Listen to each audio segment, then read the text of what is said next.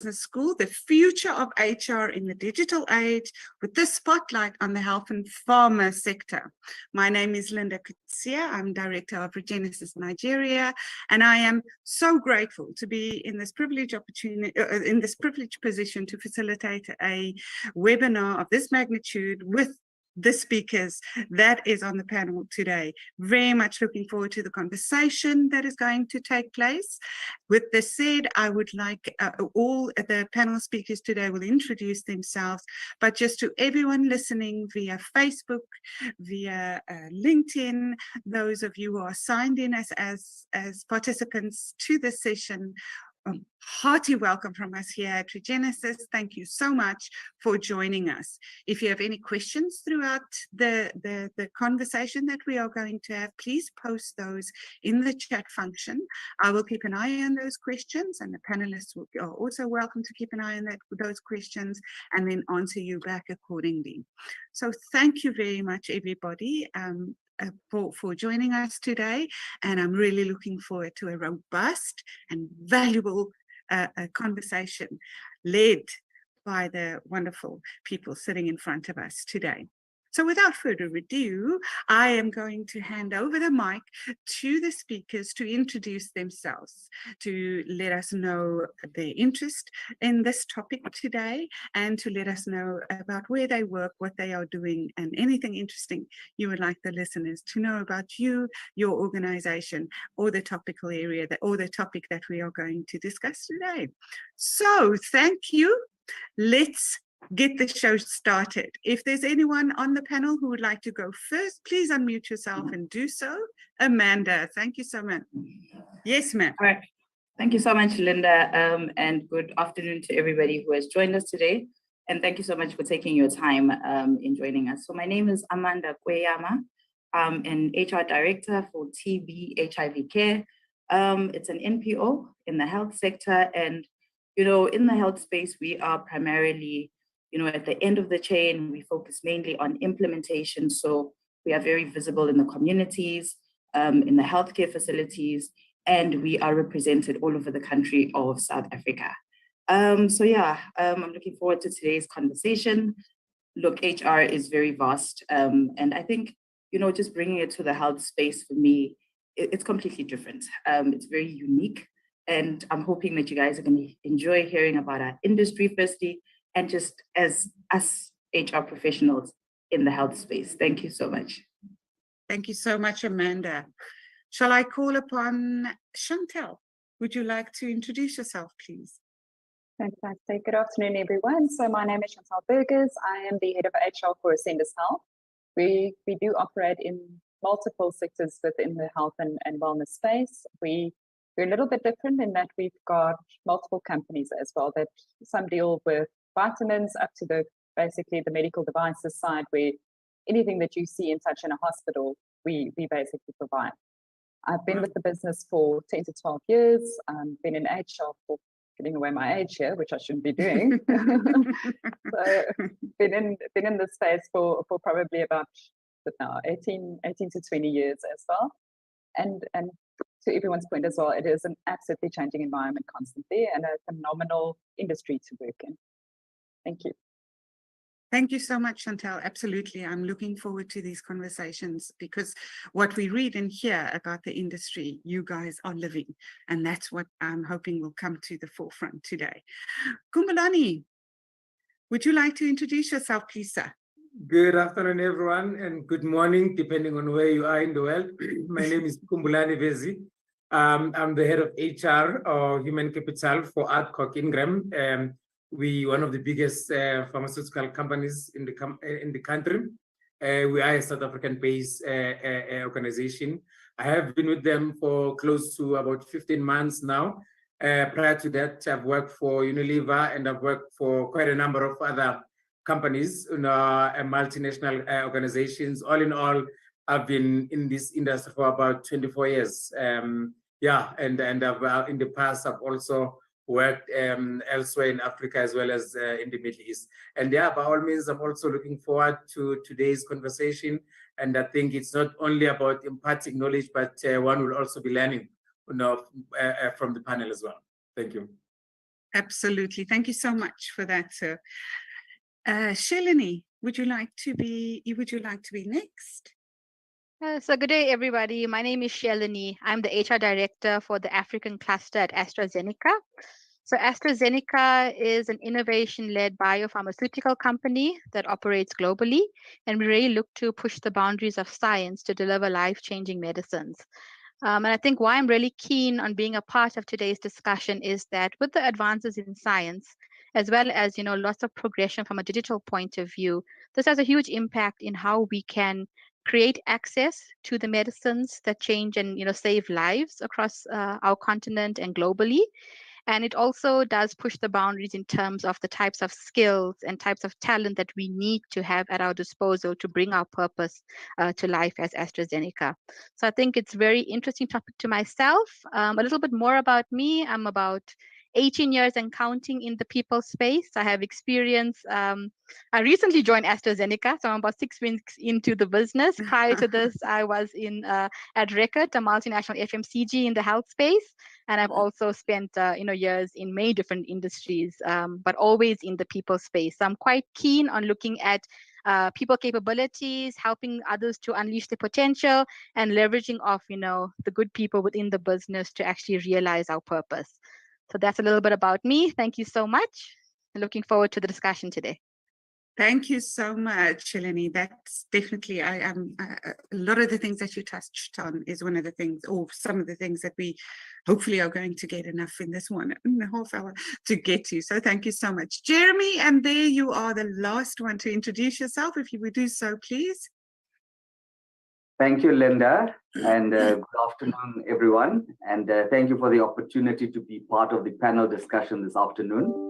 Like I mentioned, my name is Jeremy, and I currently work at Sun Pharma here in South Africa. I'm heading up the business development department. For those of you who do not know about Sun Pharma is a multinational pharmaceutical company specializing in generic medicines. The biggest company in India from a generics perspective, quite big in the US, and also a strong contender in the South African market. A little bit about myself. I've been in the industry for just over 12 years. Initially at Novartis, moved over to Sanofi, spent some time at Aspen, and now at Sun Pharma. In those companies, I've held multiple roles that traversed across the medical departments and also across the commercial business as well. And I'm looking forward to this discussion this afternoon, which will help us as industry to also plan for the future, which is very uncertain at this point in time.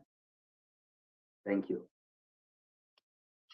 Thank you so much, Jeremy. Thank you, everybody. That was stellar. And already some of you starting the conversations that we are wishing to have, specifically the boundaries of science and how we are living that as within the health and pharma sector, and how that links to the skills that we need and the talent management challenges that we have. So perhaps let's just get the ball on the roll, right?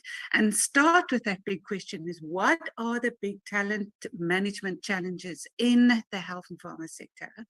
I can tell you from a Nigerian perspective, and in managing all of these, there's definitely what being called an exodus of people out of the country, the real talented people out of the country, and a lack of skills. And how do we bridge that? So from our perspective here in Nigeria, that is what we are experiencing. So perhaps, I don't know, Shalini, you started the conversation. If you would like to ask that, if you would like to answer that question from your perspective as to what are the big talent management challenges in your sector right now. So I think one of the challenges that really is at the forefront is the scarcity of skill. And if you look at AstraZeneca specifically, we have quite specialized areas where we offer medicine. So for example, oncology, you need someone who's got quite a lot of experience behind them in order for them to be able to, engage in conversations with our public and private sector partners in order to make sure that we are creating market access to the products within our portfolio. So that's one. Secondly, if you look at, healthcare as a whole, the landscape is also changing in terms of how people are accessing healthcare. So, you see throughout COVID, suddenly digital consultations became something new and quite big on our continent as well. You didn't have to actually go to a doctor's room. And that also challenges the way in which we go and engage our physicians to be able to still bring, products and medicines to our people and make it accessible. So from a talent point of view, you need to look at people that are quite innovative in their thinking, that are keeping themselves, well abreast of the digital changes and how people are looking to actually access medicines, and how do we engage our stakeholders along the value chain to make sure it is reaching people through the new ways that they want to access it. And then, of course, I think sometimes it can be quite a small pond to fish in when you're looking for talent in health and pharma. So there's always the side about retaining our talent, making sure that we're keeping competitive in the markets, and ensuring that, the investment we put into building our skill, we're realizing, the return on that investment by retaining our people as well. So I think there's lots of other elements, but I think those are top 3 that come to mind. And I see my colleague has put her hand up as well. I think she's got some thoughts to share as well. Yes, please, Amanda, if you would like to add to that. Yes, thank you so much. So I totally agree with Shalini, right? The shortage is amazing. And I think, for one, just COVID-19 actually just demonstrated that. And this is not just a South African problem. It is all over the world. Like when you think of how our hospitals were running short, right? Our facilities, like public health clinics, were running short. And I mean, in the environment that I am in the NPO space, it was also very difficult for us because we work in the community. So the limitations were just so amazing, right? And I think, just over and above the clinical person that we are actually looking for, it also just challenges us as HR professionals, because it then means that, when you're looking for the skill, when you're looking for the people, as HR professionals, we also need to understand some of the clinical aspects. We need to understand the clinical challenges that they go through, the clinical policies, the regulations, the legislations, because even just sitting in an interview and trying to find the right candidate for us as HR professional really just means that you're asking the right questions, you're engaging in the right conversations, you are knowledgeable. So, being an HR professional in this space has been taken to another level altogether, because I now have to be both an HR professional, I have to be a clinical thinker, I have to have clinical understanding and knowledge. So for me, it's just really just making sure that the 2 move align as well, where we are where we need to be in terms of understanding to help business find the right people. I'd like to hand over back the conversation. I saw, okay, Jeremy, your hand is up. Kumbulani, your hand was up, but then you dropped it. So I don't know if that was just... I can go next. Okay, and then Jeremy. Yes, sir. Okay, so I think what we are seeing, definitely from an ad hoc perspective, also because I had a division which is called prescription, and we deal a lot with ARVs as well.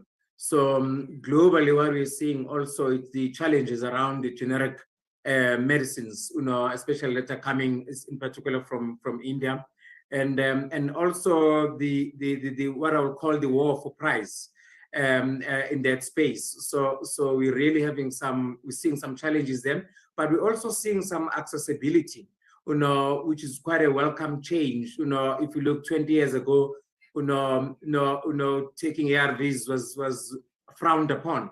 But we're seeing an uptake in the sense that more people are. I don't know the stats, but we might have Linda. But I think South Africa, we're right there in terms of people that are actually on treatment, which is quite good. That from a health landscape, from an HR landscape, what we're currently seeing, and definitely I'll speak from an ad hoc perspective, we're also seeing some talent drain, in that some skills are actually leaving the country and moving overseas. So I mean, this year alone, I think I've had no less than 7 people that have actually left, just my division to either go, whether it's Europe, Australia, or the US. So we also finding challenges, with certain roles in particular with regard to regulatory environment or department in our company. And hence also we also competing, with the likes of my colleagues in the call here, being your Sun Pharma and your AstraZeneca. So we find that most of our people will actually come and use us as a training ground and then move to multinets, whether it's Novartis, Aspen, and so forth. So those are the challenges and the dynamics that we currently seeing from an ADCOC perspective.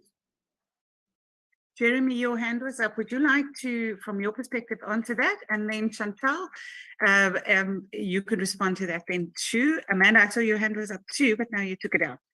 Or shall we just assume that you will speak after Chantal then? Jeremy? Thank you, Linda. Yeah, my learned colleagues touched on the points about people and experienced people with skill leaving the country. What we've also seen more recently is that there's also a shift within the healthcare space where the primary caregiver, such as nurses, they've been given more responsibilities. And then you find countries make it more attractive for such skilled people like nurses to come over into their countries where they would accept you in their country, give you citizenship, and not only yourself, but also your extended families. And that's what we're finding difficult in South Africa. And that's why we see a big migration of this care skill across the board. Okay, Chantal? I absolutely agree with everybody that has spoken. I think one of the main issues for us, and I'll speak a little bit to COVID-19, I think in that environment, it was whoever could innovate the quickest actually got to market the quickest, and they actually gained so much market share. It was actually ridiculous. We couldn't innovate quick enough, so it just meant that as a business, we weren't ready from a development perspective, a new product development, ways of engaging. We had, and one of the directors are on this call, so I won't mention names, but we had some of our competitors who actually went into VR. So they actually went and delivered virtual reality sets to these doctors to actually go, and that's how they actually got to know their product. Because these guys did not have enough face time with the doctors, it was a grave concern. They couldn't see the doctors, they couldn't do site visits, couldn't get into hospitals. So it was a very innovative way of thinking about it, which just speaks to the digital age. If you quick on your feet and you've got this in the background, I mean, eventually or immediately you realize that opportunity, which is absolutely great. I think the other thing that we also saw is it's not necessarily only people migrating or moving across borders and so forth. I think so many companies has actually opened the door for businesses or for people to work remotely, that we've got not only a brain drain of people leaving the country, but also people just working for international companies. And there's also a shift in the way people think about things. I think quality of life really took a step forward and said, and then most of our staff, not our staff, but people in South Africa have said, you know what, I actually value quality of life a little bit more. So I think there's also that dynamic that as HR people, we actually struggle with on a day-to-day basis. I don't know about the rest of the panel, but I've got people saying to me, you know, but 5 o'clock, I'm clocking off. I need to go do something. Or, you know what, it's more, you have to be more receptive to people saying, you know what, I've got, and it's maybe a stupid example, but I've got a child playing netball and I want to go watch that netball. It's just the quality of life. So there's been a tremendous shift in how we actually need to work with our staff and actually with our customers as well. I'm sorry, and then this is the last point as well. I think coupled with this as well, the regulations within the pharmaceutical, the medical devices space as well, it does make for an extremely difficult environment to operate in. There's very little that you can actually do from a marketing perspective. There's very little that you can actually utilize without all the red tape. So I think that's also just a point to raise. Okay, Amanda, your hand was up. Yeah, just to add on what like Chantal has just said, right?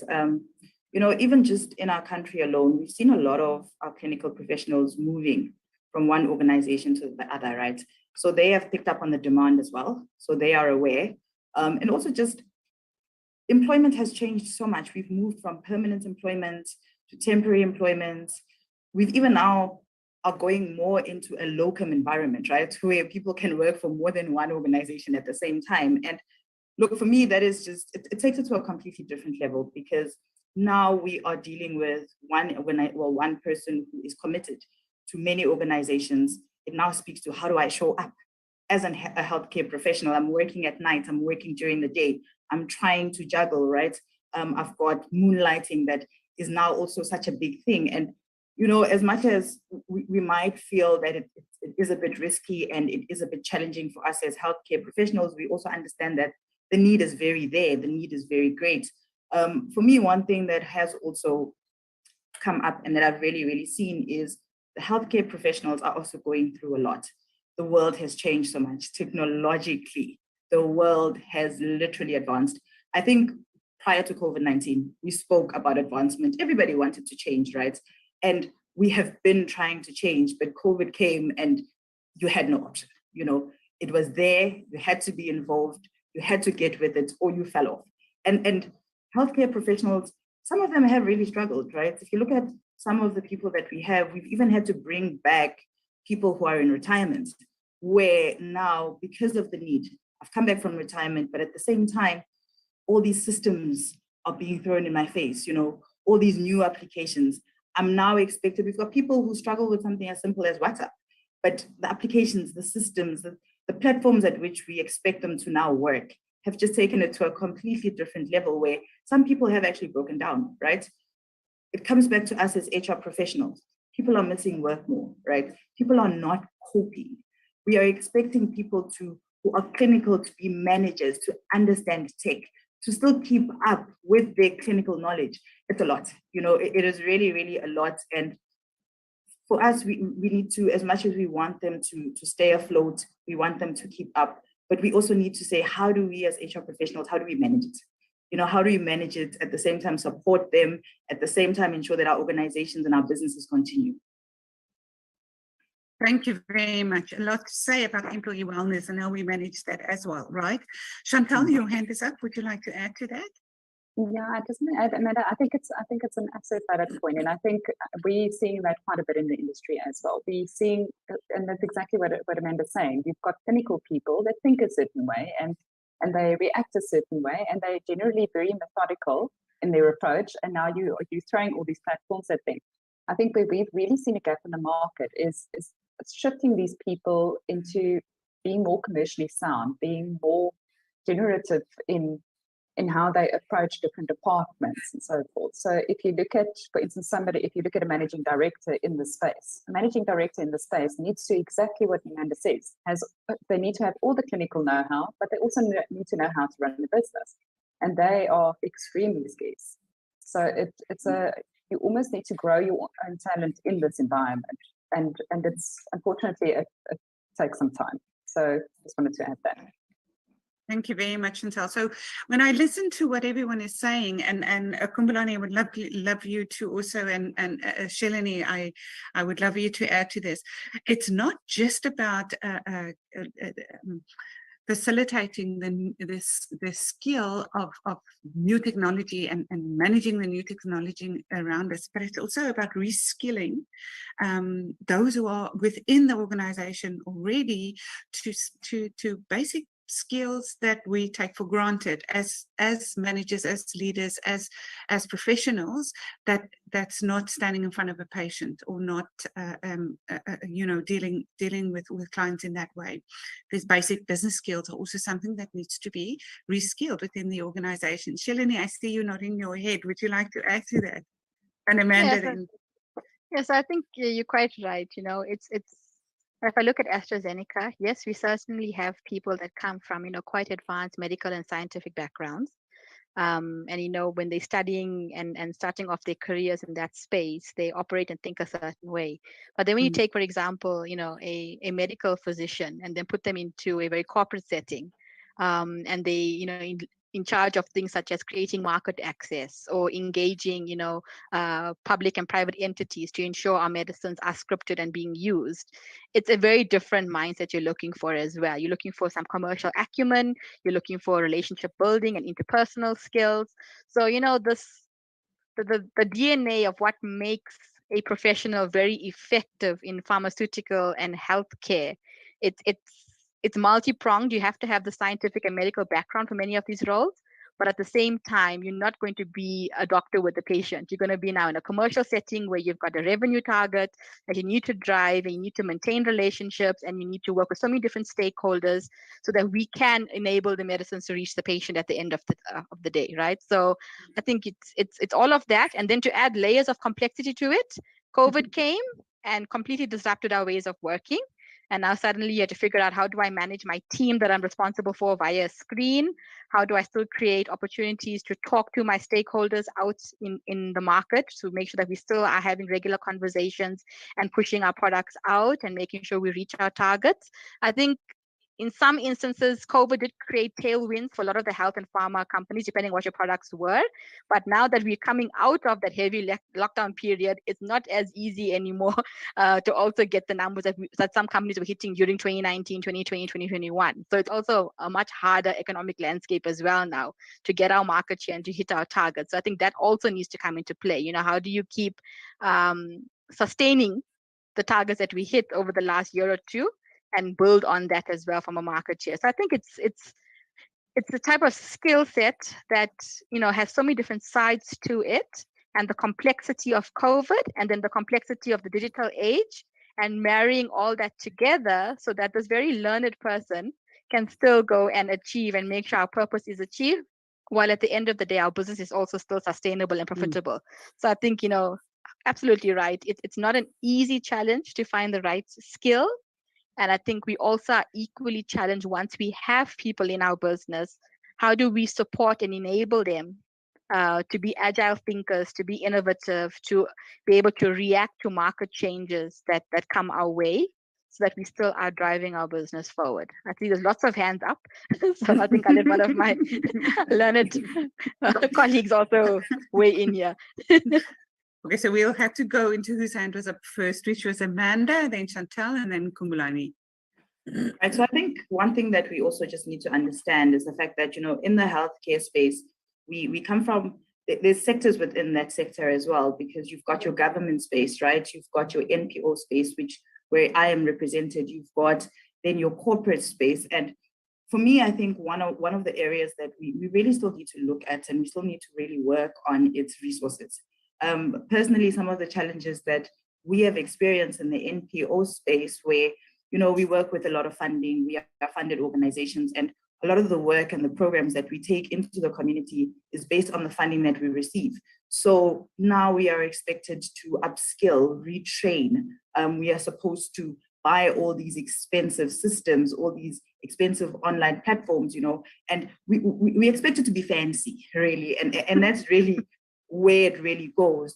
Our systems need to be user-friendly. We need to be taking people out to train them. It's where's the money coming from all of this? The funder is expecting you to implement. He wants to see the service delivery in the public healthcare space, but he's also restricting you in terms of what can you do with my money, and at the same time, we are saying to our employees, here are targets that we are being given, both by the country, internationally, by our funders, and we can't meet them.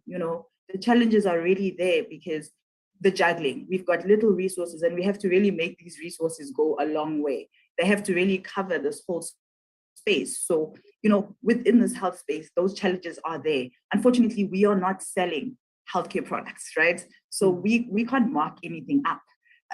It goes as far as, our salaries are regulated. We've got limitations in terms of what can we pay people. So it then takes away from us being, competitive. Are we? Is that just me, or did Amanda freeze? She froze. Okay, so Amanda, we will come back to you in your absence. Chantal, would you like to add to that? Has challenged us with. Oh, there we go. Apologies. I think I'm having internet challenges, but you froze a little bit there, Amanda. Oh, okay. Apologies. But I think just my last point is one other challenge that I'm seeing for us as healthcare professionals is, with everybody being remote and everybody being online, how do we reach out to our people? How do we look after them as healthcare professionals, right?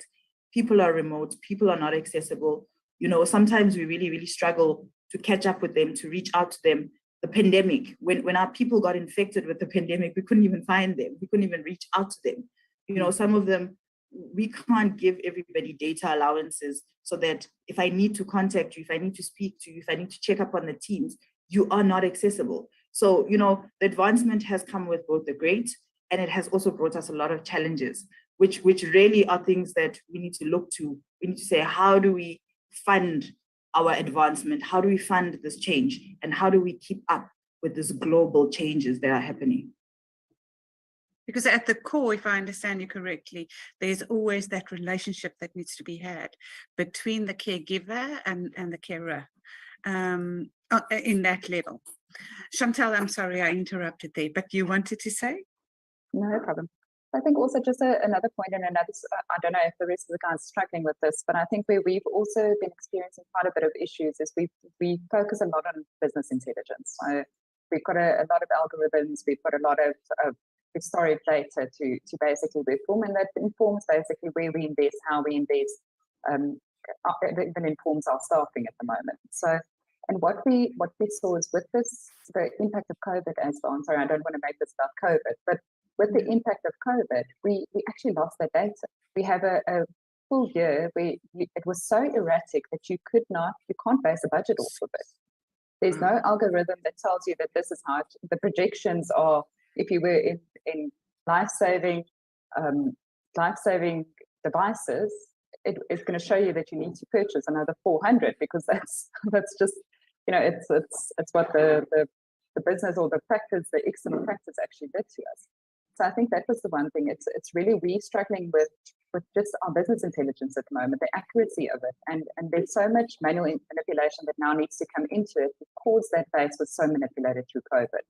So I think that's the one thing. I think the other thing as well is because our teams get trained overseas, so we're a South African-based business, but our teams get trained overseas, right? Because we in some of our businesses we hold a distribution model. So in that distribution model, you've got a Bayer and Olympus and so forth, and these teams need to go across borders to go and get skilled or multi-skilled. And with what we've seen there as well is the international businesses have actually they stopped training. So what we're sitting with is in South Africa, we're struggling to get our teams across, first of all, and secondly, the training has actually fallen by the wayside. And what we're also seeing from our distributors actually is that they're not prone to having a South African trainer in place, for instance. Whereas we would have liked to have because it's remote, you can actually engage or go onto a platform and actually upskill yourself. And also, I think we're seeing that teams, you know, it's not the formal setting anymore, exactly like this. You're not sitting in a classroom anymore. So the shorter your information can be, the quicker you can get it across, it is actually quite better. So we're seeing a little bit of a lag in this industry, and I don't know if the rest of the panel feels the same. From an educational perspective, the information doesn't come across quickly. So it's not quick to reach our desks. We're limited in how we can actually send it across to our teams as well. So there's a lag on both sides. Okay. Very interesting, almost contradictory to what we believe the information age is all about, right? Chantal, thank you so much for that. Kumbulani, you have your hand up as well? Yeah. So I would say we're seeing an evolution in terms of the world of work or the whole ecosystem around work. You know, my colleagues touched on the whole issue around remote work. You know, and I've heard a lot of people, you know, saying, look, we would love to join your organization, and I'm not so much concerned about the salary or the package, but do we have a remote work policy? Do we have a hybrid work policy? Such that we have actually formalized it, you know, where we do a 4 versus 1. So it's 4 days in the office, 1 day, you know, of the week at home. And I see that most companies, and I see my former employer, they've also started to move with that direction to say now, in certain countries, you know, they just work a 4-day week. And I think it's coming also in 2023 in South Africa.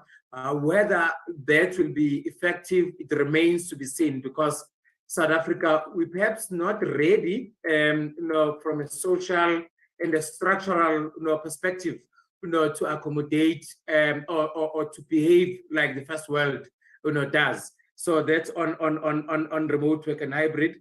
And then what we're seeing also, I think it was Chantal who was mentioning partnerships. We also do a lot of multi-net partnerships and collaboration, where we bring certain products that we can manufacture in our environment. And obviously we have a distributor arrangement, and then we sell those. And part of that, it also means then that our employees who go out in the field, they need to actually learn and be trained. I always say, you know, it's 3 things. You need to learn, unlearn, and relearn. So they go through that phase, in terms of being able to actually to function at the level which one them to operate in. And then last but one is also the whole thing around recruitment. We also finding challenges in recruiting for certain roles. For instance, now maybe Jeremy might help me. I've been battling to find a new business development manager. And then the CVs that I get, whether from LinkedIn, from recruitment companies, they are not what I'm looking for, because again, I can't remember who mentioned it. A business development manager person in the pharma industry is not the same than you would find at Coca-Cola, at Unilever, or wherever outside pharma. So you need a certain level of skill and a certain what I would call gravitas in terms of understanding, the pharma and the health sector. So as a result, I think there needs to be a lot of collaboration, and I'm happy that Regenesys has taken an initiative to spearhead these conversations, because already, I mean, I sit with some of your colleagues who are more in the IR space, in the LAPI, and then all of these employer associations, and we've recently, for instance, submitted our sector, the pharma sector, employment equity targets, which are supposed to go into law next year, provided the president signs. But what we're saying is that not many pharma companies are actually wanting to get on board, and we want more input. And part of that, we also touch on what are the critical and scarce skills, within the country. So I think also there needs to be a lot of collaboration between us and also with CHITA or CHIETA as a CITA, for the industry, in terms of ensuring that we actually address especially the skills shortage for the country. A lot have been touched there by you, Kumbulani, and thank you very, very much. But I think Amanda wants, and Jeremy then also has his hand up, who wants to respond to that. Yeah, so just to add on to what Chantal and both Kumbulani have said, right? I think the question for us as a country, or just South Africa, is, how do we compare globally? And for me, it's taking it back to the basics. We are working, people are expecting or got very excited when they got an opportunity to start working remotely, to start having these hybrid environments. But it really speaks to just the most basic elements of how we do our work. How do we communicate? Because this needs an excellent level of communication, to work remotely, to work globally, and to try and communicate in the English language, which a lot of people have had to adopt, have had to learn, who don't think in the language. So for me, it's really just a lot of things. And if we think about... Amanda, you froze again. Amanda, perhaps if you switch your camera off so your bandwidth is limited, that's fine with us. Yeah. All right. No, thank you so much. So I was just saying that, when you're speaking about how do we compare globally, how do we communicate where English is not our first language? How do we keep our records? How do we maintain our records as a country? And I think just one of the big issues that we are facing, or that we need to think about, is electricity challenges in South Africa, right? Because that is something that is absolutely huge. The electricity challenge on its own, to be working from home and you're without electricity for 2-3 hours at a time, it's a huge challenge. When you're expecting to go back online, you've got electricity centers that are just blowing up and you're not coming back online, where you sometimes find yourself without electricity for 2-3 days at a time. It's how do we make sure that these platforms are not challenging us, right? Because we want to mirror and we want to be like the rest of the world, but the truth is we are not a first world country. We are getting left behind. We are missing out a lot. And, really, how do we get this right? How do we get to a place where we competitively compete? Okay. Jeremy, are you going to respond to that, or is it something Kumbulani said a little bit earlier that you would like to add to the conversation? Is this myself? Are you speaking to myself, Linda? Yes, I'm talking to you. Please talk. Okay, thank you. Yeah, so I'm going to respond to the earlier points raised by Kumbulani, and I must emphasize what he speaks about, the fact that Regenesys has, put this panel together so that we can at least dialogue. Usually we tend not to dialogue outside of formal events by certain industries. So it's a good thing that we are actually having a conversation and understanding the challenges that we as an industry are currently facing. And it would be even better if we put our heads together and even map out different scenarios that will potentially play out in the future and how we as industry will respond to that. I've seen a question in the chat, and I just want to add on to what Khumbulani mentions there, and try and respond to the gentleman that has asked the question. In order to remain relevant in an industry, I think one needs to have a learning attitude, because I've been in multiple roles managing people, and you know, it's difficult with young people these days, and I'm not that old myself, but when given tasks outside their current scope of responsibility, they find it very difficult to want to do those tasks, you know. But I do find individuals who have an attitude to learn new things outside of their scope of responsibility, they become relevant in multiple roles in the future. And then the last point for me to Khumbulani is, I'm not so interested in the salary, but what are the working from home policies? This is the wrong platform for that. You can take this offline. Thank you very much. Amanda? Look, thank you so much, Jeremy. And, you know, you've touched on something very important there when you talked about, you know, a learning attitude or a learning mindset. And look, these clinical people have it, right? They have it. You see the passion, you see, you know, I think just in my industry or my space, in the health space, it's people want to see people get better. People, the passion that they see when, you know, you follow the patient through, you put them on treatment, you follow, you know, you've traced their contacts, you've put them in IRV treatment, the TBs have cleared, you know, they've gone through the COVIDs, we've managed comorbidities. The clinicians are very hungry, they are very eager. And I think it also comes to capacity, right? It's an issue of capacity in the sense that we expect these people to come to work every day, show up, deliver exceptional quality work for us. And then at the same time, we expect them with our very limited and very small salaries, because clinicians don't earn amazing salaries, guys. I think that is a topic or something that we really, really need to look into and really, really understand. So from those platforms where the salaries are not amazing, we still need them to pay out of their own pockets to advance their own education, to go into and get this additional skills, knowledge, information, right? And at the same time, it's where do they even get the time? You know, I think one thing that we need to appreciate and we need to mention about the remote world of work and the working from home, as amazing as it sounds, our hours have gotten longer. You know, we are interacting and we're working with global companies where you're called into a meeting at 8 p.m. at night. It's a real reality. Today, we are accommodating somebody in South Africa and we're having the meeting at 3. Tomorrow, we have to accommodate somebody in India and the meeting is at 7 p.m. You know, it's really, you are working around the clock. You're expected to be available around the clock. Your life really just never stops. At any moment, if you log into your laptop or if you go, there's emails, right? Because other people are working while you're sleeping. We are sacrificing our families. We are sacrificing the time that we are giving to our children, our families, our friends, our social life. I think really just, you know, the hybrid, the online, the working from home, it's really amazing, but we really have to unpack it as well and see what are the restrictions, where has it impacted?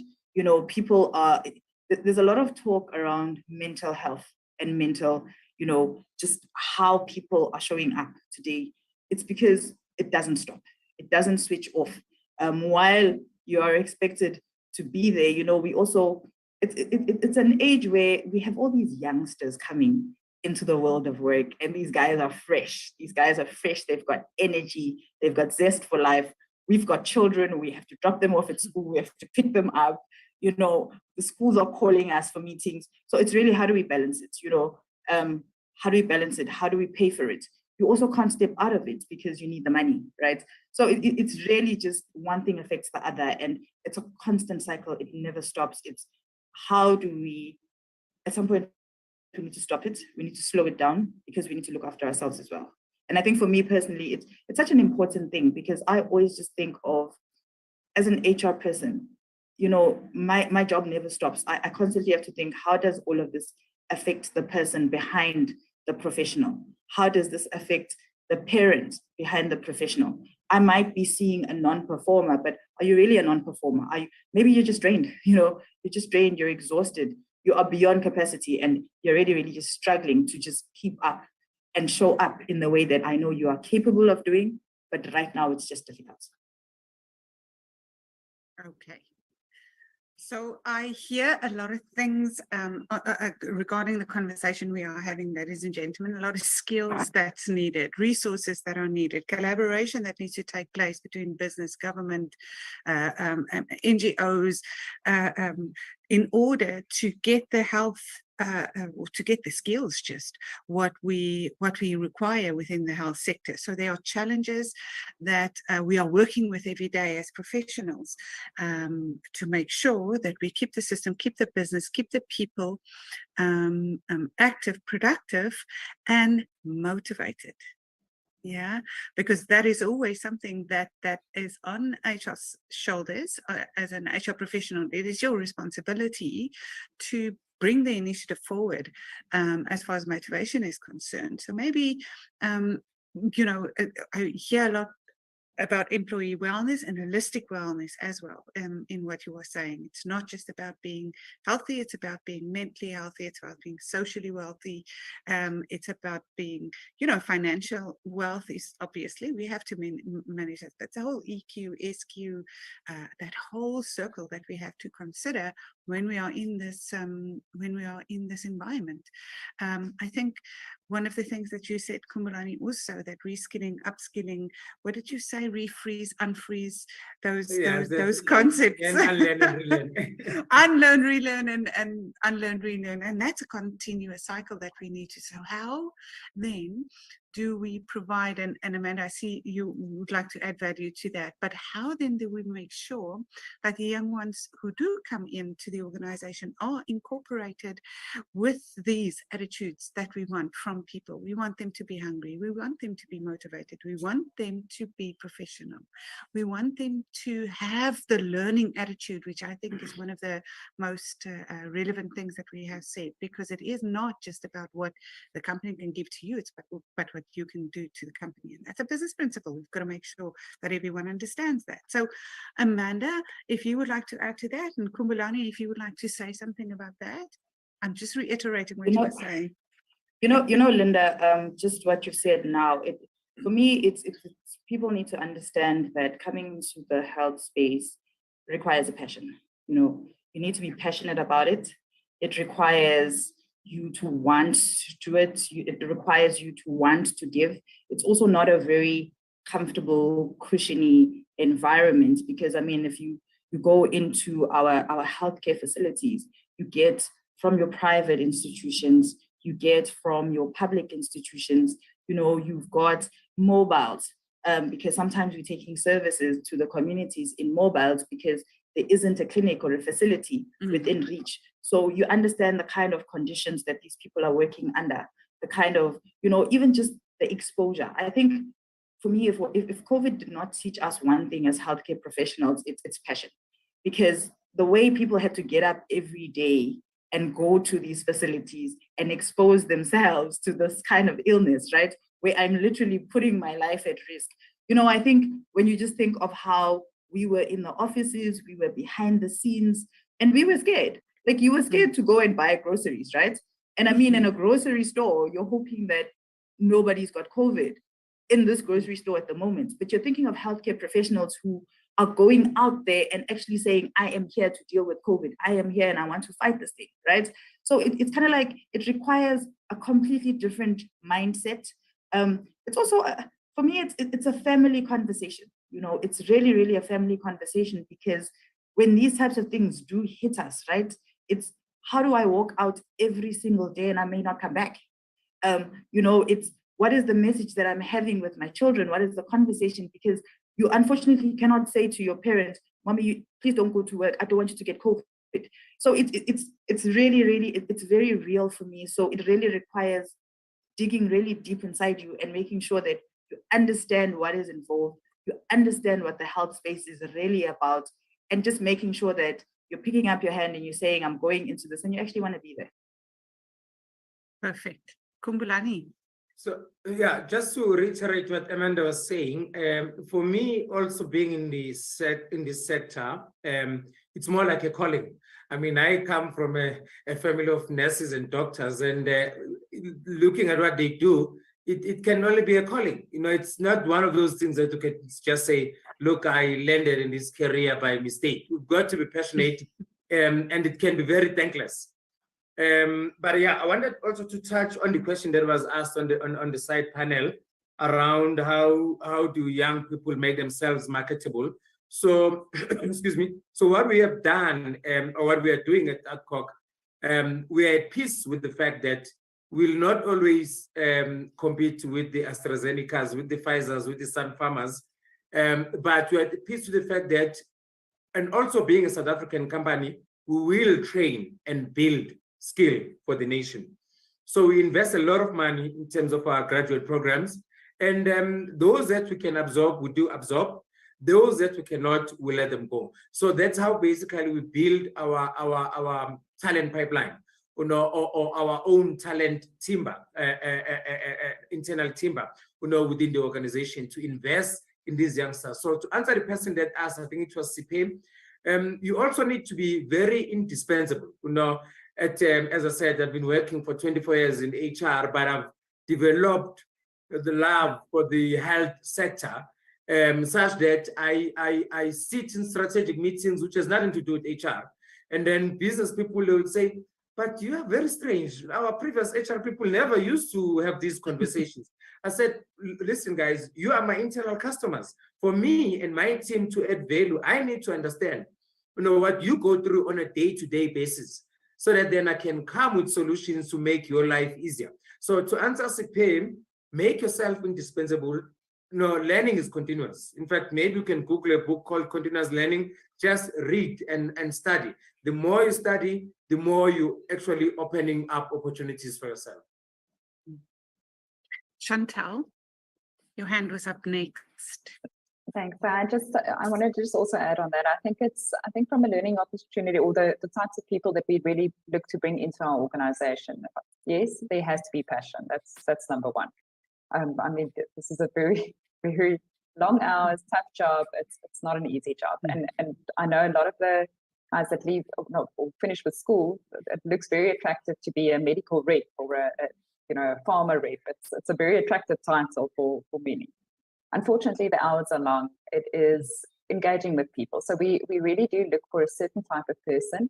I think a lot like Kumbulani as well, we're a South African-based business. We partnered with an organization called YES, that's the Youth Employment Services of South Africa. So, and we actually grow our own talent. And what we see as well as with the learnerships that we put in place, the graduate programs, the everything else, what is really most important at the end of the day is the development plan. These guys are so hungry to be developed. If you don't capture that energy from day one, you actually lose them on the offset. They're there to earn a very minor salary. They'll do what they need to do from 8 to 5, and that's it. And further to that also is the mentorship. It is so important that we are transferring the skill sets from our more experienced reps, our more experienced managers, MDs, and so forth, onto these youngsters as well. So for us, we've built a program whereby we have a mentor for every person. We have got a coach for every person. And we've also got a personal development plan with these guys. We actually do assessments on them to see where their strengths and weaknesses lie. And this is something that I would recommend to anyone. I do it once a year, generally, because I think we change on an ongoing basis. So you always want to know where your blind spots are. But I think you incorporate all of that. And I think at the end of the day, if you need to match the energy of the person coming into your organization. And if you can do that and you can develop a career path going forward for them, there's a future sustainability, future, I want to be part of this. And then most important, and this is something that we don't talk about a lot, but we actually have such a brilliant value proposition within the pharmaceutical and medical devices industries. We save lives on a daily basis. So I think it's also just about installing that purpose into people and just helping them understand how they fit into the value chain, how they actually add value, and also just, what is my contribution? And that person needs to go home and be proud of what they've achieved in that day. So it's really about finding that balance. Absolutely. Purposeful, purpose and meaning, Jeremy. Yeah, thank you, Looking Linda. forward to your answer. I'm not going to repeat what my colleagues, both Chantal and Kumbulani, mentioned already, but it's exactly the same. So we also participate in the Youth Employment Scheme program, where we have graduate programs, and we absorb not all of those graduates, but some of them where they are permanent positions. And I don't think it's rocket science or anything untoward, but what you put in is what you'll get out. So for young learners trying to get their foot in the door, etc., it all depends on what those individuals want. And there's no shortcuts in life. You put in the effort and you get the results. There's no rocket science. It's like you go to an ATM.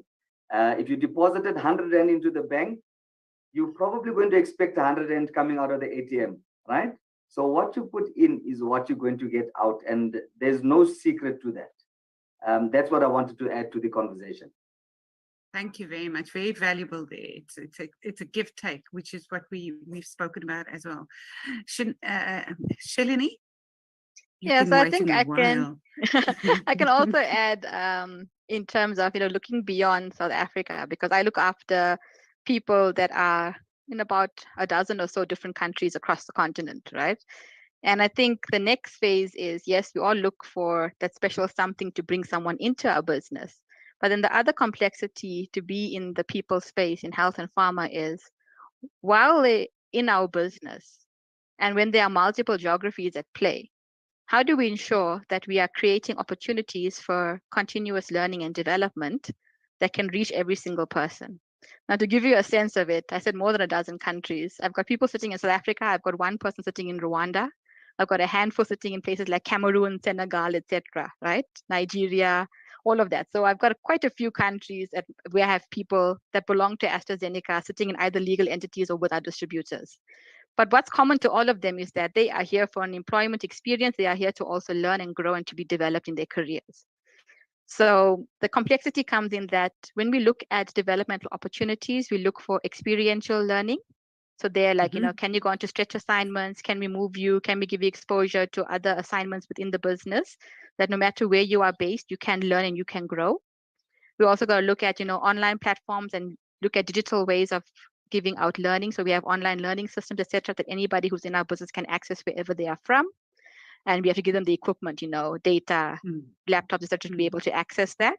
Then we also got to look at social learning and how do you apply that? I think where it's nice that the world and COVID and the world has made things smaller for us is that you can have a mentor sitting anywhere in the world. So we look at how can we, create mentoring relationships for the up and coming talent in our business to learn from those that have been here. But also what we've also applied is that up and coming people also have something of value to add to challenge our ways of thinking. So we also have reverse mentoring at play. Wow. Right. So that's also quite interesting to get us, seasoned folk that are in the business for a long time to also hear, what's important to the youngsters coming up, what's their thinking and their generation looking at from a healthcare point of view. So I think, it's important. And to answer the question in the chat box, yes, having the mindset and learning agility is important. But when, the HR function really looks at creating opportunities for learning, take advantage of it, plug into the opportunities and make the most of it. We are creating a world of opportunities to learn and grow and develop your careers. I mean, that's our part of our, responsibility. But I encourage anybody coming in to, grab onto those opportunities with both hands and learn as much as they can learn. That's how you're going to grow your career as well. That's from my side.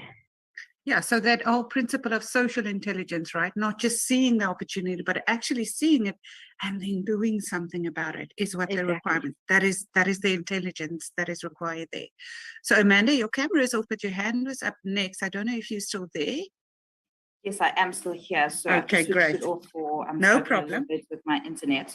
So I think, I'm loving this conversation, but one partner in this conversation that I think we've left out, right? It's our IT partners, because we've got human resources that really, works with, manages, looks after the healthcare professional in the healthcare space. But one thing that we really, really need, and we need to get our IT partners to get on board, is, bringing us systems, designing mechanisms, designing healthcare tools for us, which we can really, really use and ensure that we can maximize and just optimize on how we deliver and how we do our work. I think, so I've recently also joined TB HIV Care, and I think one thing that really, really did stand out for me and wowed me is just the level of technology, the level of technology. We are building our own systems. There are things that we are doing internally to basically help us to advance healthcare, right? And I think, we also just need to look at what is happening out there in the market. Earlier on in the conversation, we spoke about how we're seeing less and less people going to healthcare facilities or specialists to get healthcare support. Right now we are wearing our Apple watches, we are wearing our Fitbit watches, and just the wearable technology, right? It's on another level. There's little things that we can do and utilize as individuals in our own private homes where, we can be alerted. If we know that you've got a healthcare condition, right? You get these little alerts on your watch, your heart rate is dropping, your blood pressure is increasing. So I think, just we need to focus a little bit more in terms of how do we support implementation? How do we support access to information and just tracking and making sure that healthcare is something that is on everybody's radar? Because as a healthcare space organization, we are aware of certain things. We know people have challenges to sometimes even just access the facilities, go to the hospitals, they can't afford it. So what are some of the tools that we can actually bring into healthcare to just help somebody at home? To say, if I've got this tool, if I've got this mechanism, I can wear it, I can use it, I can help myself before I can actually reach the wider healthcare access in terms of our systems. As far as preventative actions are concerned, I think that is a phenomenal suggestion. Again, Chantal. So I just wanted to add on that as well. I think if you go 20 years back, right, an HR system and all of this technology and everything this was niche. I mean, if you came into a business, this was very, very niche if the business had it. I think we've now progressed to a point where I think, and a lot of the guys that have not progressed with the times are still sitting stuck in the 50 different technology type systems. It's frustrating. It frustrates the end user. It frustrates your internal customers. I think what we did, and we actually ran a survey about 2-3 years ago, and we said to the guys, listen, help us help you. How do we make your lives easier? Because you've got so much on your plates as well. And the guys actually came back to us with, just give us something that is user friendly. That's all we need. So we, instead of going to, and we looked in the market, we met with all the big companies that supported the HRIS systems and so forth. We couldn't find one that was fit for purpose, like across the board, because we wanted one that did everything, right? And yes, you can buy it and you can get modules and all of that. What we eventually did is we started building our own one. So I think very often we kind of stuck in, this is what the system is, and we tried to force fit people into systems, which doesn't work. So with this, we eventually, and we shamelessly borrowed, I'm going to call it borrow, but anyhow, we shamelessly borrowed from the Vitality system that Discovery uses. It's out there that you get points for everything, and everyone is more focused and geared towards health, right? So we use the same platform. We said, listen, if you do this, then you get this amount of points. At the end of the day, you can get a pair of Nikes or whichever. So we really drove it through there, and that really, it drove so much engagement amongst our staff, amongst our learners and so forth, that we actually pushed that to our doctors as well. And you could see these guys actually coming back to us and going, sorry, I see that you guys haven't allocated my points yet. I just want to know.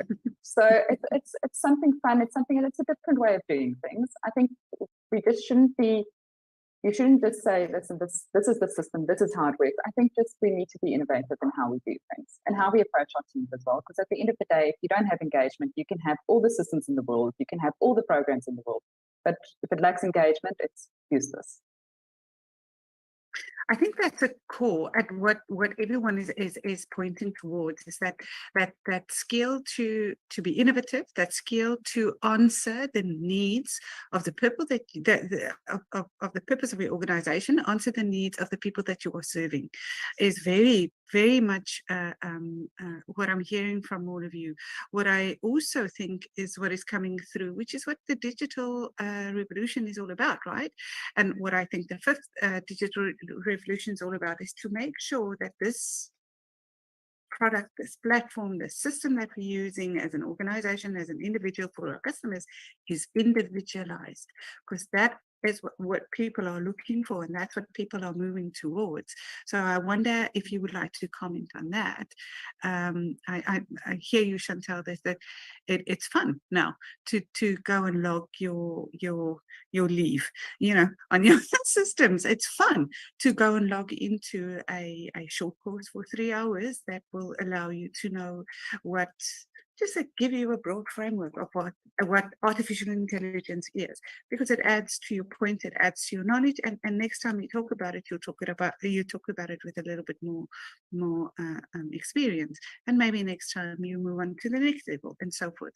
So those type of individualization when it comes to anything in any sector actually is what customers are looking for. And because customers are looking for that, obviously employees are looking for it, because we are all customers as well, right? So maybe if you'd like to comment on that, if someone would like to say anything about that. I know that we have the whole 25 minutes left. So Jeremy, if you'd like to say something about that. And then Kumbulani, yeah. I was just reflecting on what Chantal was talking regarding the platforms that they're currently developing, etc., and HR. Which speaks to a bit of gamification in these platforms, if I can hear correctly. I think it's something that is revolutionary, and you see it working across multiple platforms that currently exist today. So it does work. I think from where I stand, I was just thinking a bit about it, and we're talking about healthcare professionals and how we as pharma engage with them through certain platforms like this.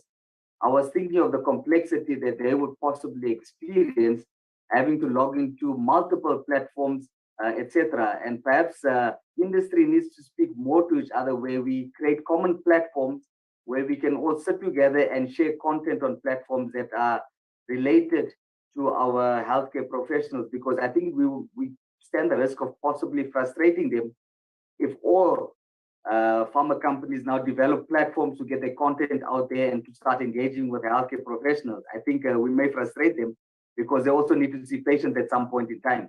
So I appreciate the initiative, and I commend your team and yourself, Chantal.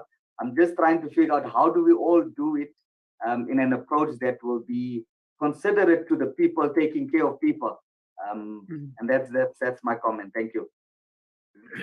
Very valuable one as well. Kubulani, do you have the answer? No, I don't have an answer, but I really appreciate Chantal's comments about the groundbreaking work that they've done in terms of developing their own platform. I mean, we've recently migrated from one HR system to another. You know, look, whether it's fit for purpose, we'll see. We're still running it parallel and at infancy stages. But to Jeremy's comment about finding perhaps a common, what we call, platform across the pharma industry, I'm not sure how practical that is. Because remember, at the end of the day, maybe with the exception of Amanda, most of us are competitors.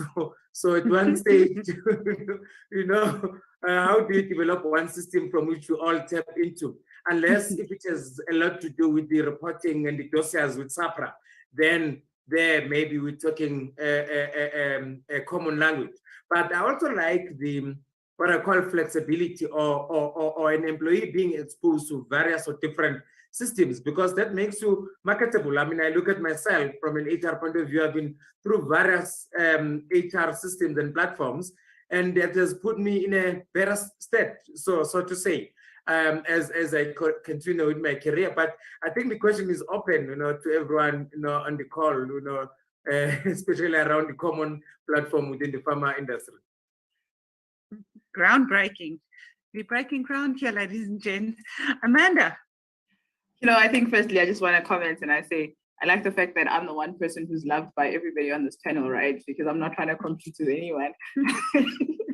So, you know, just on that point of a global platform or, you know, common platforms, it's tricky, right? We've got POPI Act now. We've got other global restrictions, right? We've got, because I mean, individual countries, individual, entities around the world have their own restrictions, have their own rules. You're also trying to ensure that you're not giving away too much and risking your business in the process, right? So, and I think for me, it's just typically how we looked at the introduction of COVID, where it started in certain places, and because people were trying to protect their businesses and because people were trying to protect their countries, we didn't want to react too fast, So certain countries said, let's watch a little bit. Certain countries, they were very fast to close borders, put restrictions up in place, and just the red tape around how quickly we can even do certain things. We have certain countries where in South Africa, there needs to be 15 different governmental meetings before a decision can be made, right? The way in other first world countries, there's the meeting in the morning, by the end of the day, we've shut down, right? So it's really just the restrictions, the rules, so we really need a global approach. We really need a global approach. We need a global consensus. For me, it's establishing certain committees, it's establishing certain platforms where we have representation from all over the world, where all these countries and all these committees and people come together and let's all agree to certain things. I mean, for me, healthcare is not a luxury thing, it's a basic human right. It's really just, we are trying to look after our people, and we need to take away some of the element of competition. We need to take away some of the element of restriction. We need to try and take away, and I mean, this speaks to a lot of things. You look at how just accessible it is to get certain, health supplies. The way the costs are inflated in certain environments, because we've got industries that know that we are the sole distributors or producers of this product. So, we can cost it to whatever we want to cost it. Is that actually fair? What is the impact on the countries? What is the impact on the world? So really, some way, somehow, we need to come together. We need to speak to each other. We need to hold hands, and certain things just shouldn't apply in certain areas. That is just basically how I feel and how I see it. And I love the fact that, from this conversation, for me, I'm really about the end user. I'm really about where all of this needs to impact. I'm aware about, all the individuals who are struggling because of access, because of the competition, because of the red tape, because of the fact that it really takes us 3 years to go through a successful trial and make healthcare available to people. Jeremy, I see your hand is up. I don't know if that's a legacy hand. Chantal's hand is also up, or is it a new hand? It was a new hand.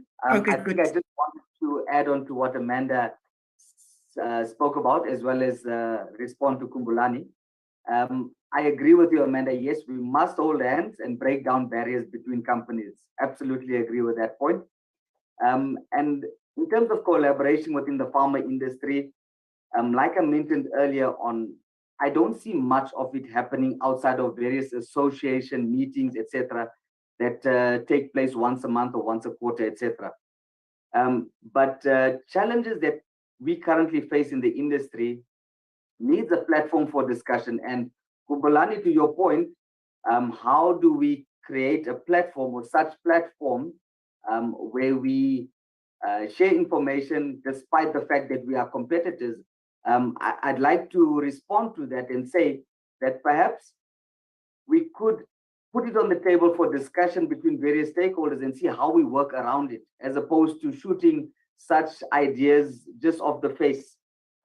Because in doing so, we don't encourage, cross-pollination of ideas, perhaps amongst industry members. And I mean, if Chantal and her team are currently developing certain platforms, I mean, many of our companies could probably leverage of that, benefit of that. And trust me, I promise you, Chantal will also give you some figures with regards to what platform development costs these days. It's not cheap. These companies are making big money, serious money. So when we collaborate, it means that our risk is less.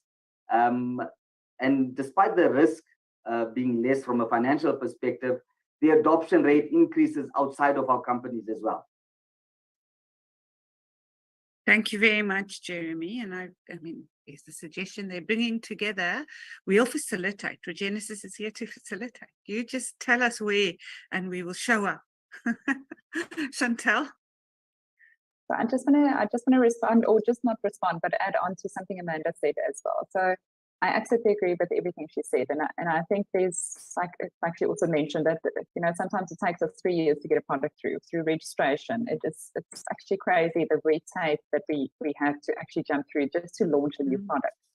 I think that is further exacerbated. There's a bigger issue as well, especially for the teams that work in the government sector as well. I think we're missing. There's a lot of investment that goes into a product. There's a lot of investment that goes into distributing it, pushing it into the various hospitals, the NGOs and so forth, and we don't receive payment. Well, how do I say this? Sorry, I'm trying to be very politically correct here, but we all know what I'm thinking. Yeah. So at the end of the day, I think a lot of our customers are also government, and they tend to pay on they've got very long payment terms. We struggle very often. There isn't funding within the government, so I think this is also a bigger issue that we're facing within this country. I think that it's not necessary that these guys don't want to pay us and the hospitals don't want to pay. There just simply isn't funding, and I think then you go into a moral dilemma. Because you actually, some of our machinery is life-saving. I mean, we had respiratory care during COVID. I mean, which was absolutely critical. But at the end of the day, I mean, it's at some point you need to balance the business side of things as well. So you can't just keep pushing into and distributing and providing without there being some form of payment coming through. So I think that's a bigger concern as well within our country. Absolutely, Chantal. It's the dilemma that we continuously, as an individual or as a person, will always sit with. I mean, there's so much to be done within, and I think someone like Amanda can see how the resources are needed, maybe much more than everyone else on the panel, because she's confronted with that on a daily basis. So that will always be what is our corporate social responsibility compared to making sure that the corporate is still there so that they have a social responsibility towards those in need. So I think that is a very valid point that you're making there, Chantal. Now, I am very unfortunate to be saying this, but there's about 12 minutes left of our conversation, our time together. And I was wondering for each of you to give you the platform back and to give us your final nuggets. What would you like the listeners to leave with today? What do they need to know? What is the impact that this conversation? What should they have heard? Maybe that's the question that I'm asking you. What should they leave with? Am I going to throw someone or thank you very much, Khumbulani, for putting up your hand and doing that. Thank you, sir. Oh, Khumbulani, you are on mute. Kumbulani, you're on mute. Oh, sorry. There we go. It always happens. So my parting shot will really be to say, I really applaud Regenesys for starting this conversation. And the main reason I'm saying that is that a few weeks ago, I was a speaker at HR Indaba, and our facilitator said to me, look, you come from the pharma industry. For me, it remains a mystery. There's something about the pharma industry. People, they don't want to open up. We invite them. They don't talk, and maybe he was right. And I think before I joined the pharma also, I think it was a mystery to me. And so I would say three things, maybe as my parting shot to say, as the industry, let's continue to collaborate. Let's continue to find synergies. Let's continue to share that amongst us. And to the listeners out there, I would say, the pharma and the health sector is actually the future. I mean, it's here to stay. I mean, we're living in a season of pandemics. Whether COVID is going to come back or not going to come back, rest assured, some pandemic is going to come. And how we as a pharma sector and the health sector respond to that will determine where the world goes, in terms of direction. Thank you. Thank you very much. Thank you so much, Khumbulani. Amanda, next. If you would like to give us your final thoughts. But yeah. Thank you so much. And I also would just like to say, thank you for the platform. Thank you for the conversation. Just to the speakers or the panel members, for me, I think this was also a bit of an eye opener, because I think sometimes, you focus on your own little area in the health space, and you totally forget that the health space on its own, it's very vast. There's a lot of entities within it, and we do need to create platforms and create spaces where we come together a little bit more, where we speak to each other a little bit more, where we try to find solutions in understanding how your challenge affects me and where my challenge affects the next person, because I think at the end of the day, we all do it because we're trying to get to a world of better health, right? And in all aspects. And I think, for just the HR professional, HR is not just HR, right? There'll always be some transferable skills. There'll always be, certain things which align, which are the same, but, HR in the health space is completely different. So I've had experience and exposure to a corporate world in HR previously. So I've seen both of it. I've been in a corporate health space, and corporate HR space, and I've been in the health, in human resources, and completely different. And, if you're an HR professional and you really want to tap into the space, you want to understand it, you want to come into the space, you really need to understand that a little bit of your mind will or needs to transform into a clinical person, So as much as you are HR, you need to be clinical. It's not going to work, right? If you're really just going to come in stuck in your HR ways and not trying to understand and not try to be better or not try to know this mystery world of healthcare, it's not going to go well for you. So it's really just understanding, and for other industries as well. It's when you make these decisions about what I want to do, what space I want to go into, make sure you do enough work and get enough understanding, and make sure you want to do it. For me, passion is in everything. It's key. Make sure you want to do it. Make sure it's a space that you want to be in, because work is always going to be hard. And I think that's one thing that I just really like to preach, to say work is always going to be hard, and it's not supposed to be easy. That's why we call it work, right?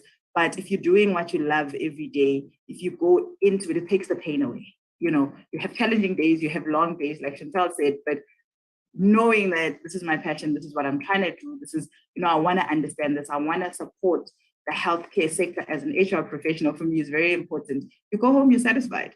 Yes, you get home, you pass out, but the satisfaction is there. And you want to get up the next day and go again and do it. So thank you so much. Thank you for everybody who's joined us, just live and connected and listened to our conversation. And we really look forward to more conversations such as this one. Thank you so much, Amanda. Absolutely. Chantal?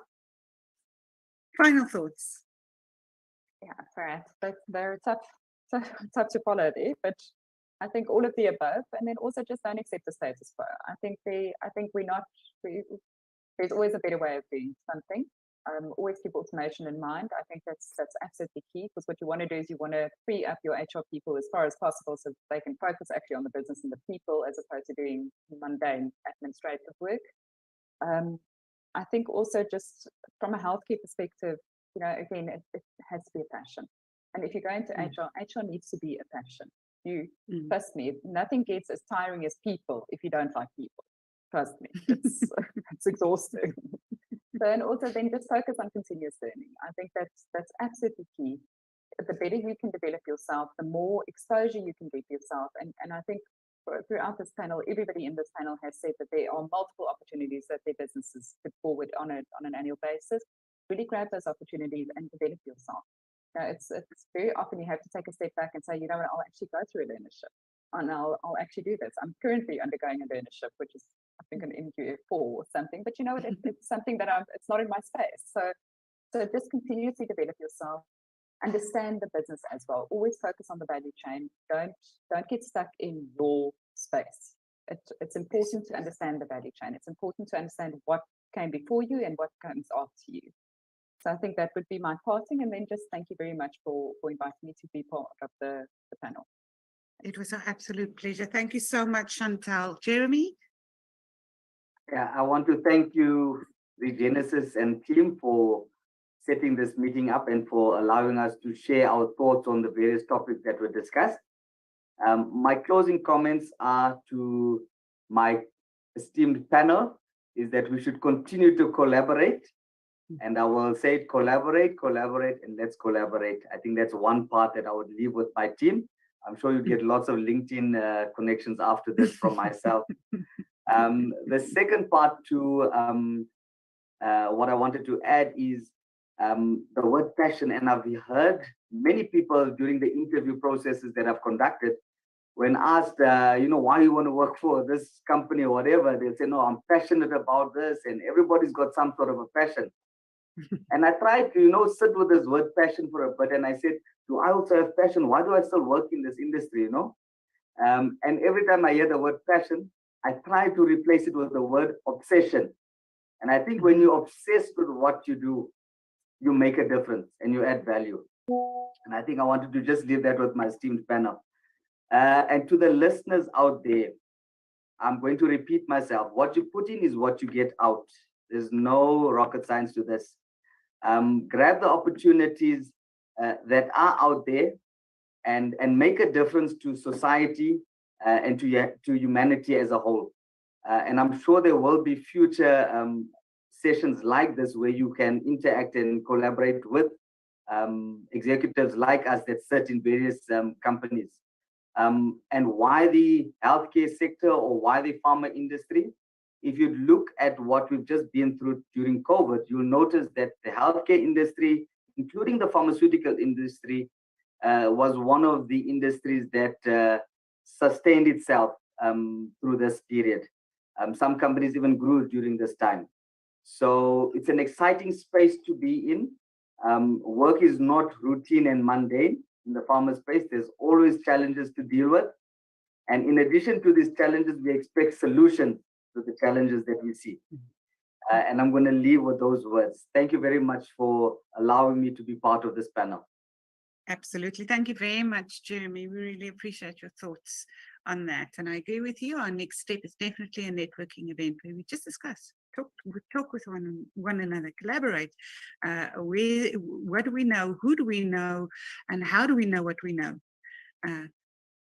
Shalini, which unfortunately put you in the position to end this whole session, but please share your final thoughts with us. Share your nuggets that we need. So I think health and pharma as an industry, if you look and if you really had to bring it down to bottom line, why we exist is to improve the quality of lives and to create access to the types of medicine, equipment, etc., that improves the quality of lives of our patients, right?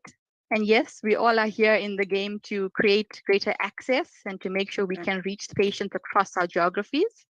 But also, I think what I want to point out is it's okay to be competitive and to have a commercial drive as well as the pharmaceutical. We're not an MPO as AstraZeneca, and that's perfectly okay.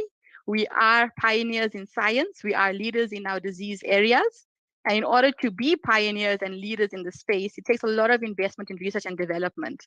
And in order to keep that going and to continuously improve and introduce new medicines, we have to have a cash flow.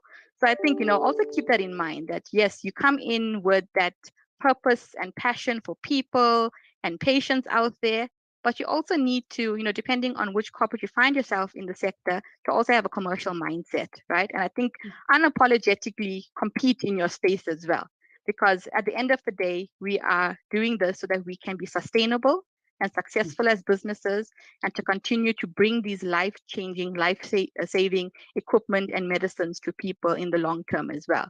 So I think that's just my little nugget there. Nothing wrong with being commercially driven as a pharmaceutical.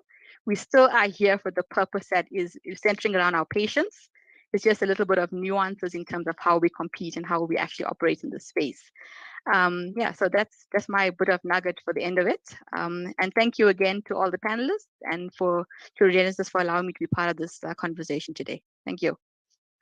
Thank you very much, Shalini, and to everybody yet again. Thank you so much for your time. I think a lot has been said, a lot has been shared. We will definitely share the recording with you as well, so that you can share that with whoever you wish to. But I do think our next step is definitely an event, putting an event together and sharing and just talking to one another. As you were saying, there's so much power in that, right? And you as healthcare, within the healthcare profession knows that. So we are definitely going to keep this moving forward as an entity, as Regenesys. That's one of the ways that we add value, that we can impact it, and one of the ways we learn is by just talking to one another. That is as digital as it gets, right? But ladies and gentlemen, again, our greatest thanks for your time, for sharing so candidly, and for availing yourself, for adding value to every participant who listened to this webinar. Thank you in multiple times over for this. I'm very grateful to have met you, and we will definitely be in contact soon. Please have a beautiful afternoon, and may you be blessed with joy and abundance. Thank you very much, everybody. Have a beautiful one. We'll speak soon. Thank you. Thanks, Bye. Linda. Thanks, everyone. Bye. Take care. Thank you. Thank you.